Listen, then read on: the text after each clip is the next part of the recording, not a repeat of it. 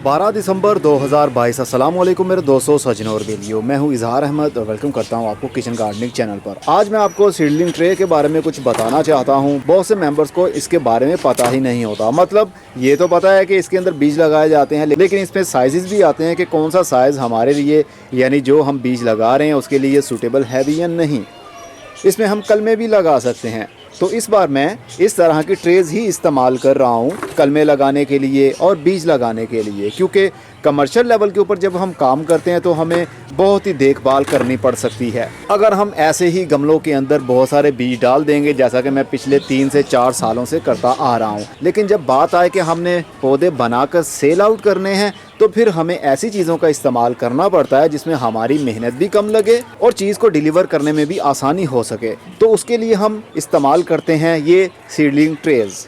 इसमें सीड्स लगा सकते हैं, इसमें कलमे भी लगा सकते हैं। अभी बताता हूँ कौन कौन सी कलमे आप लगा सकते हैं। इसमें काफ़ी होल्स वाली भी आती हैं। ये ट्रे है 120 खानों वाली, मतलब 120 सेल्स हैं इसके अंदर। तकरीबन 1 इंच का एक सेल होता है। इसमें 200 सेल्स वाली भी आती है। उसकी जो लेंथ और इसकी जो चौड़ाई है वो एक जितनी ही होगी, बस उसके सुराख थोड़े से छोटे कर दिए जाएंगे और 200 सुराख होते हैं उसमें। इसमें 128 हैं, इसमें 32 होल्स हैं, इसमें एक आती है 50 होल्स वाली भी आती है, 45 सेल्स वाली भी आती है, लेकिन ये 32 सेल्स हैं। 32 सेल्स का मतलब ये है कि इसमें छोटी सी स्पेस में 32 गमले हैं हमारे पास। और इसका मतलब ये हुआ, ये 128 है तो मतलब 128 गमले मैंने अपने हाथ में पकड़े हुए हैं। इसमें हम बीज लगाएं या फिर कलमे लगाएं, ये हमारी मर्ज़ी है। और एक आती है हाइड्रोपोनिक ट्रे। इनकी चौड़ाई लंबाई एक जितनी ही होती है, बस इसमें सेल्स का फ़र्क होता है, किसी में ज़्यादा है, किसी में कम है, किसी में छोटे हैं, किसी में बड़े हैं। तो ये हाइड्रोपोनिक ट्रे होती है। इसके अंदर मैं कलमे लगाऊंगा, मतलब जो भी मीडिया इसके अंदर भरना है मैंने एक मरतबा भर के छोटी छोटी बहुत सारी कलमे लगा सकता हूँ। जब उनकी रूट्स निकलेंगी अलग अलग पौधे को खींचूंगा और बड़े गमले के अंदर शिफ्ट भी कर सकता हूँ। इसके ट्रे के 2 फ़ायदे हैं। इसके अंदर कोई सुराख नहीं होता। हाइड्रोपोनिक मतलब जो पानी के अंदर पौधों की जड़ों को उगाया जाता है उसको कहते हैं हाइड्रोपोनिक। तो ये ट्रे है, इसके अंदर हम पानी डाल देते हैं और इसके अंदर हम पौधों की कलमें या बीज लगाकर ट्रे के अंदर फिक्स कर देते हैं। तो इसके अंदर जो सुराख है ट्रे में, नीचे से पानी लेंगी और पूरी मिट्टी गीली हो जाएगी और एक्स्ट्रा पानी जो होगा उसको हम ड्रेन भी कर सकते हैं या अपने हिसाब से थोड़ा थोड़ा पानी ऐड कर सकते हैं। इस तरह पानी बार बार देने की हमें ज़रूरत नहीं पड़ती। लेकिन मैं इसको इस पर्पज़ के लिए इस्तेमाल नहीं करने वाला हूँ। मैं इसके अंदर सीधी कोकोपीट या सॉफ्ट मीडियम जो भी मेरे पास है उसको मैं भर दूंगा और इसके अंदर डायरेक्ट कलमे लगाऊंगा। इसके नीचे कोई ड्रेनेज होल भी नहीं करूँगा और ऊपर स्प्रे की मदद से पानी दूंगा। अभी आपको बताता हूँ मैं पानी को कंट्रोल कैसे करूँगा। सबसे पहले ये देखिए जनाब, ये ट्रे है, इसके अंदर 32 होल्स हैं, 32 सेल्स हैं, 32 गमले। तो इस सेल का साइज़ तकरीबन 1.5 इंच के करीब है और 1 इंच से थोड़ा सा लंबा सेल है। इसके अंदर हम कलमे भी लगा सकते हैं। कैसी कलमे? अब फॉर एग्ज़ाम्पल ये देखिए, मैंने कलमे अभी लगानी भी हैं। ये न्याज़बो की कलमे हैं जिसको बेज़ल भी कहते हैं। ये देखिए, ये कलम है, ये सॉफ्टवुड है, नरम लकड़ी वाला पौधा है, इसलिए इसकी कलम के लिए बहुत ज़्यादा बड़ी स्पेस की ज़रूरत नहीं पड़ेगी। ये सेल भी इस कटिंग के हिसाब से बड़ा है। इसको मैं लगाऊंगा इस सेल के अंदर। छोटा सा सेल है, 1 इंच ही ऊपर से इसका साइज़ है और 1 इंच ही गहरा है ये। तो इसके अंदर बहुत आराम से ये कलम लगा सकते हैं हम। अभी इसके पत्ते भी मैंने काट रहे हैं तो उसके बाद लगाऊंगा। नरम लकड़ी वाले जितने भी पौधे हैं आप उनकी कलमें इन सीडलिंग ट्रेस के अंदर लगा सकते हैं। बीज बड़ा है आपका तो फिर आप बड़े खाने वाली ट्रे इस्तेमाल करें। जैसे मून फ्लावर का बीज थोड़ा बड़ा होता है, सब्ज़ी वाले पौधों में चलिए लौकी के बीज, तोरी के बीज, इस तरह के पौधों के बीज थोड़े बड़े साइज़ के होते हैं। तो बड़े साइज़ के लिए हमने बड़ा होल इस्तेमाल करना है, क्योंकि जब बीज जर्मिनेट होगा तो उसके अंदर से जो रूट निकलती है उसको ग्रोथ बढ़ाने के लिए थोड़ी सी स्पेस तो चाहिए।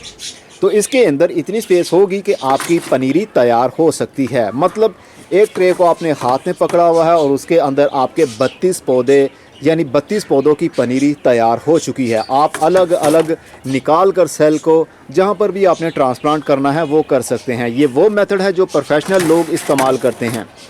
लोकल हम घरों में, जैसा कि मैं भी ऐसा ही करता रहा हूँ, लेकिन फिर से मैं सेलिंग पॉइंट अपना शुरू कर रहा हूँ। मैंने पौधों की कलमें या बीज उगा कर उनकी पनीरी अब सेल करनी है, इसलिए मैं इसके ऊपर शिफ्ट हुआ हूँ, क्योंकि मैं नहीं चाहता मेरी मेहनत ज़ाया हो। और जब ये पौधे बन जाएंगे आराम से एक एक सेल को, या जितने भी पौधों की डिमांड हुई आप लोगों की, उस हिसाब से मैं ट्रे को काटूंगा। अगर आपको 4 पौधे चाहिए तो मैं सेल को 4 सेल्स को एक बार में ही काट लूँगा। ये सेल मेरे हाथ में होगा, 4 पौधे उगे हुए होंगे। इसको पैक करके लाहौर में डिलीवर करना मेरे लिए आसान होगा। अगर मैं पौधों को या कलमों को एक ही गमले के अंदर बहुत सारे बीज या कलमें लगा दूंगा, जब उनकी रूटिंग शुरू हो जाएगी तो मुझे एक एक कलम को या एक एक पौधे को उखाड़ कर अलग गमले के अंदर शिफ्ट करना पड़ेगा। फिर मुझे 15 दिन या 1 महीना इंतज़ार करना पड़ेगा ताकि नई जगह पर उसकी रूट्स सेटल हो जाएँ और उसके बाद ही मैं आप लोगों को डिलीवर कर पाऊँगा। लेकिन इस सेल्स के अंदर ऐसा नहीं होगा। डायरेक्ट फर्स्ट डे से ही इसके अंदर बीज या कलम लगाई, जब इसकी रूटिंग शुरू हुई सेल को हमने काटा और डिलीवर कर दिया। आपने आराम से पौधे को निकाला, रूट बाउल भी साथ में ही होगा, जड़ अलग नहीं होगी। जहाँ पर भी आपने उसको शिफ्ट करना है शिफ्ट करेंगे तो वहीं से उसकी रूटिंग और ग्रोथ शुरू हो जाएगी। तो ये सेल्स का इस्तेमाल करना आपके ऊपर डिपेंड करता है बीज के हिसाब से। अब मान लीजिए हरी मिर्च के बीज लगाने हैं या टमाटर के बीज लगाने हैं, उसके लिए आप 128 होल्स वाली ट्रे इस्तेमाल कर सकते हैं या फिर 200 खानों वाली भी इस्तेमाल कर सकते हैं। लेकिन सबसे बेस्ट रहती है 128 सेल्स वाली, क्योंकि इसका साइज़ बहुत ज़्यादा बड़ा नहीं और ना ही बहुत ज़्यादा छोटा है। इसलिए आप इसके अंदर ऐसे बीज लगा सकते हैं जैसे बैंगन, हरी मिर्च, शिमला मिर्च, टमाटर, इस तरह के छोटे जितने भी बीज हैं आप इस ट्रे के अंदर लगा सकते हैं। चलिए अब इसको लगाने का तरीका आपको बताता हूँ कि इसके अंदर हमने भरना क्या है। देखिए, ट्रेस के अंदर हम मिट्टी तो भरते नहीं हैं क्योंकि मिट्टी चटक जाती है और जल्दी खुश्क भी हो सकती है और बीज हमारा मिट्टी के बहुत ज़्यादा नीचे भी दब सकता है। इसलिए हम करेंगे इस्तेमाल सॉफ्ट मीडियम का। सॉफ्ट मीडियम में क्या होता है, कोकोपीट भी हो सकती है, मतलब खाली कोकोपीट भी हो सकती है। उसके अंदर फर्दर कोई और चीज़ें मिक्स करना चाहें तो भी कर सकते हैं, जैसा कि मैंने मिक्स किया हुआ है इसके अंदर कोकोपीट, राइस हस्क ऐश यानी चावल के छिलके की काली राख। जब छिलके को जलाया जाता है तो बाकी काली राख बचती है, वो वाली। इसके अलावा आप खाद का इस्तेमाल भी इसके अंदर कर सकते हैं, NPK 20-20-20 या कुछ भी। थोड़ी थोड़ी सी खाद भी मिक्स कीजिए ताकि पौधे की जब जड़ें बाहर आती हैं बीज के अंदर से तो उसको वहीं से खाद मिलना भी शुरू हो जाती है। ये सेल्स बहुत ही काम के हैं। एक सेल का मतलब एक गमला। इसके अंदर मिट्टी का इस्तेमाल ना ही करें तो अच्छा रहता है। अब मैं क्या करूँगा, अब एक कलम मैंने ली, जैसा कि मैंने ये दिखाया आपको। इसके नीचे वाले पत्ते मैं तोड़ दूँगा, ये देखिए, और इसके ऊपर वाले पत्ते भी मैं, क्योंकि नरम लकड़ी वाले जितने भी पौधे होते हैं अगर हम बहुत ज़्यादा पत्तों वाली टहनी लेकर लगाएंगे तो कुछ ही घंटों के अंदर सारे पत्ते नीचे लटक जाएंगे और फिर हमारी कलम नीचे झुक कर गिर जाएगी और गल जाएगी। ये देखिए, एक छोटे से सुराख के अंदर एक कलम, इसका मतलब ये तकरीबन 1 महीने के बाद ये बिल्कुल रेडी हो जाएगी। आराम से हम इसको खींचेंगे या फिर ये प्लास्टिक जो नीचे फ्लेक्सिबल होता है प्लास्टिक, इसको थोड़ा सा दबाएंगे तो ये अंदर जो रूट बाउल होगा वो नरम हो जाएगा, अलग हो जाएगा दीवार से। आराम से हम टहनी से पकड़ेंगे और रूट बाउल भी हमारे हाथ में आ जाएगा। फिर हम जहाँ पर उसको शिफ्ट करना चाहते हैं आराम से कर सकेंगे, हमारे पौधों की ग्रोथ रुकेगी नहीं। अभी मैं इसको निकाल देता हूँ क्योंकि अभी मैंने प्रॉपर तरीके से इसको लगाया नहीं है, बाद में लगाऊंगा। चलिए आपको मैं दिखाता हूँ मैंने कौन कौन से बीज लगाए हैं अभी। तो जनाब, कल मैंने रात में बीज लगाए हैं इन ट्रेस के अंदर और इनको रखा है यहाँ पर, और बहुत सारी कलमें लगाई हुई हैं उस पोर्शन में। दिखाता हूँ अभी आपको। ये देखिए, मैंने हरी मिर्च के बीज लगाए हैं। ये आप शूट होगी, जो कड़वी वाली मिर्च होती है जिसको ऊपर वाली साइड पर मिर्चें लगती हैं पौधे को, ये वो वाली मिर्च है।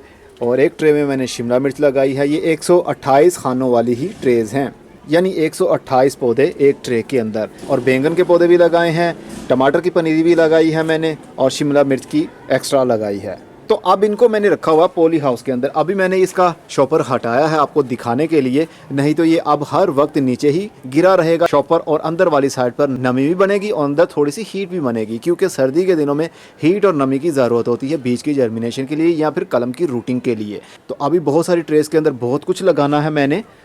अब ये देखिए, ये एक ट्रे आती है, इसके अंदर 45 सेल्स होते हैं। इसकी गहराई तकरीबन 5 इंच होती है और इसके अंदर हम कलमें लगा सकते हैं। लेकिन गुलाब की कलम या इस तरह की सख्त लकड़ी वाली कलम हम इसके अंदर नहीं लगा सकते। अगर लगाएंगे तो रूट्स तो निकल आएंगी, लेकिन रूट्स को फैलने की जगह नहीं मिलती इस सेल के अंदर, क्योंकि इसमें थोड़ी सी मिट्टी डलती है और कलम की अपनी मोटाई भी होती है। इसलिए मोटी कलम जो सख्त लकड़ी वाली हो उसको हम अलग बड़े गमले के अंदर या फिर शॉपर के अंदर या फिर थर्मोकोल का या प्लास्टिक का जो डिस्पोजेबल ग्लास आता है, कप आता है, उसके अंदर लगाएं तो अच्छा रहता है। लेकिन छोटी कलमें हम लगा सकते हैं नरम पौधों वाली, जैसा कि सैंचेजिया प्लांट की मैंने कलमें लगाई हैं इसी सेल्स के अंदर। इसके अंदर भी रूटिंग शुरू हो जाएगी। स्पाइडर प्लांट लगाया है मैंने और वॉन्डरिंग ज्यू को भी मैंने इसके अंदर ही लगा दिया है। इवन के ये वॉन्डरिंग ज्यू छोटे खानों वाली यानी 128 या 32 खानों वाली ट्रे के अंदर भी चल सकती थी। फ्लेम वाइन की कुछ कलमें लगाई हैं, बिल्कुल छोटी छोटी सी होती हैं, नरम लकड़ी वाले पौधे, उनकी कलमें लगाने के लिए सीडलिंग ट्रेज बहुत अच्छी मानी जाती हैं मेरे नज़दीक, क्योंकि मैंने बहुत बार इनको आजमा कर देखा, बहुत बार इसमें कामयाबी हासिल की है। लेकिन मोटी कलम, गुलाब की कलम, मोतिये की कलम, इस तरह की कलमें हम इसमें नहीं लगाते, बल्कि थोड़ी खुली जगह पर लगाते हैं। और न्याज़बो की कलमें, जैसा कि अभी मैंने आपको दिखाई वो कलम, उसको भी मैंने इसी सेल्स के अंदर लगाया है जो लंबे वाले हैं। इवन के इसको छोटे सेल्स के अंदर भी लगा सकते हैं। अब मैं छोटे सेल्स के अंदर भी कुछ कलमें लगाने वाला हूँ। मेंथोल की कलमें भी हैं और कुछ कलमें मैंने छोटे गमलों के अंदर भी लगाई हैं। ये वो गमले हैं जो कि मेरे पास ऑलरेडी पहले से पड़े हुए थे, सबके अंदर मैंने कलमें लगा दी हैं। अब छोटे गमले तो हो गए हैं मेरे पास ख़त्म। अब सीडलिंग ट्रेस के अंदर ही मैं सब कुछ करूँगा। बीज भी इन्हीं के अंदर लगाऊंगा, कलमें भी इन्हीं के अंदर लगाऊंगा। ये भी कलमें ही लगी हुई हैं छोटे सेल्स के अंदर, मतलब जो 128 खानों वाली ट्रे आती है उसके अंदर। अभी बड़े खाने काफ़ी एम्प्टी है, इसके अंदर भी कुछ ना कुछ लगाऊंगा। ये सिर्फ अभी शॉपर हटा के आप लोगों को इसलिए दिखाया ताकि आप लोगों के नॉलेज में इजाफा हो सके। अगर आप प्रोफेशनली तौर पर चलना चाहते हैं तो फिर हमें ऐसी ही चीज़ें और ऐसी ही प्रोडक्ट्स इस्तेमाल करनी पड़ती हैं जिसके अंदर नुकसान कम हो, फ़ायदा ज़्यादा हो।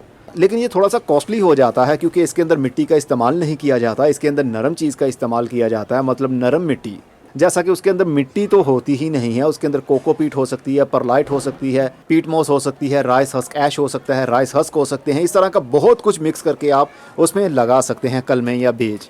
लेकिन ये वेरी करेगा आपके मौसम के हिसाब से भी। अब इसको अगर हम ओपन एरिया में रख देंगे, सर्दी के दिन है, तो कोई भी कलम हमारी कामयाब नहीं हो पाएगी जब तक कि उसको थोड़ी सी हीट और थोड़ी सी नमी ना मिल जाए। इसलिए इसको पॉली हाउस के अंदर रखा जाता है। अगर हम मार्च या अप्रैल के महीने में बीज लगा रहे हैं हरी मिर्च के, बैंगन के, तो फिर हमें कवर करने की ज़रूरत नहीं पड़ती क्योंकि रात के टाइम ठंडक नहीं होती, टेम्परेचर एक जैसा ही रहता है। दिन और रात में थोड़ा सा फ़र्क पड़ता है लेकिन ज़्यादा फ़र्क नहीं पड़ता। ना रात के टाइम धुंध पड़ती है ना ओस पड़ती है, इसलिए ओपन एरिया में हम रख सकते हैं। लेकिन जब ठंड के दिन आते हैं तो फिर हमें शॉपर से कवर करना पड़ता है बीज को या कलमों को, तभी उनकी रूटिंग शुरू होती है, सीड की जर्मिनेशन शुरू होती है। उम्मीद है आपको सीडलिंग ट्रे के बारे में आपको पता चल चुका होगा, कितने सेल्स वाली किस मकसद के लिए हम इस्तेमाल कर सकते हैं। ये डिपेंड आपके ऊपर करता है। अगर बहुत सारी कलमें एक बार में ही लगाना चाहते हैं तो हाइड्रोपोनिक ट्रेज का इस्तेमाल कर सकते हैं क्योंकि उसके अंदर सेल्स नहीं होते, सारी मिट्टी उसी के अंदर भरी है, उसी के अंदर बहुत सारी कलमें एक ही टाइम में लगा दीजिए। जब उनकी रूटिंग शुरू हो जाए अलग अलग उनको उखाड़ कर अलग जगह पर ट्रांसप्लांट कर दीजिए।